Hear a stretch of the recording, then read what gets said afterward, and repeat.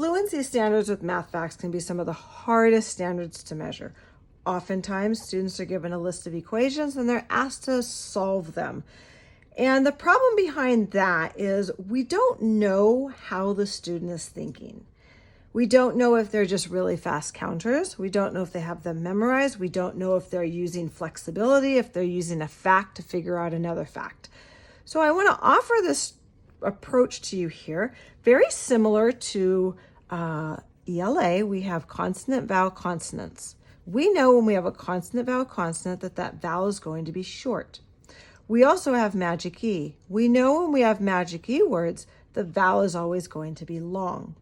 So I want to offer this same approach to math facts. What do we know when we always add 0? What does add 0 mean? So when students see 0 plus 6, they're going to know what that means. And this has mathematical background to it, not just anything with 0 is going to be the same number.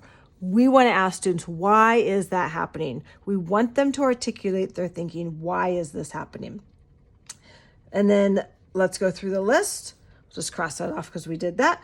4 plus 1, where would that belong? Adding plus 1. 4 plus 1. Then we have a conversation. What does that mean? What does plus 1 mean? And this is where we get into neighbor numbers. So if students are struggling with this strategy, I would do activities that have to do with neighbor numbers. Perhaps having a number line out will help them see that visual. Or perhaps we want to use hands-on manipulative where they can say, I have 2, I add 1 more, that's the next number in line for 3. Add within 5. So these are our math facts that we want to do our work with. What are all the combinations of 5? So here, again, we can start with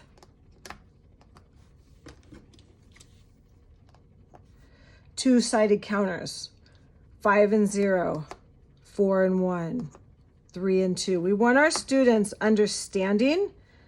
It could be 3 and 2. It could also be 2 and 3. We want them to have those combinations of numbers and get used to those combinations of numbers.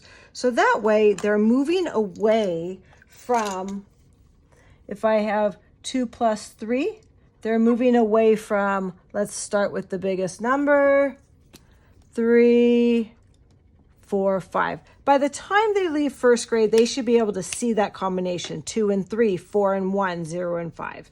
So we want to do activities that harness that.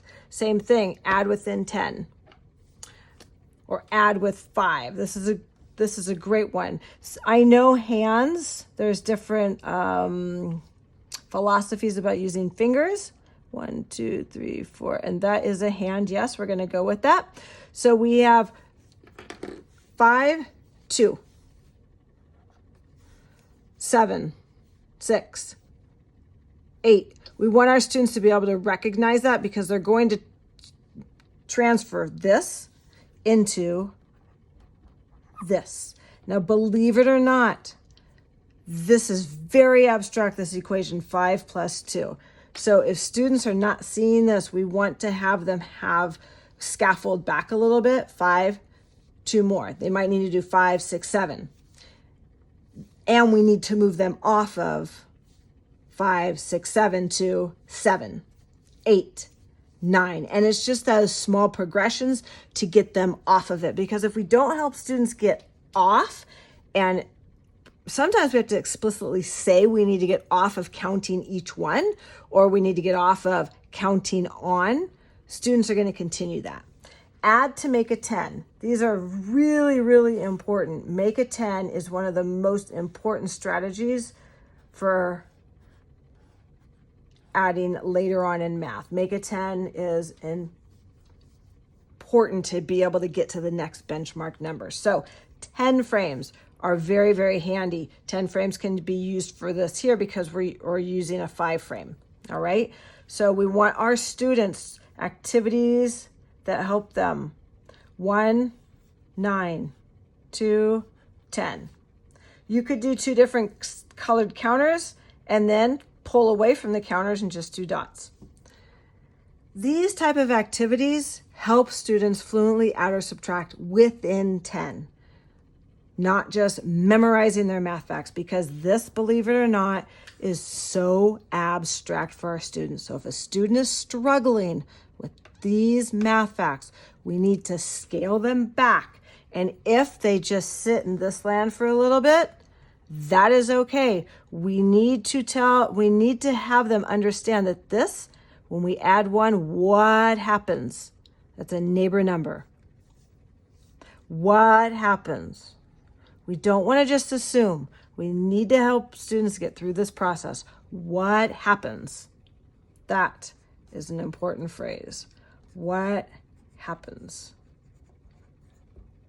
Why does that work? All right, enjoy.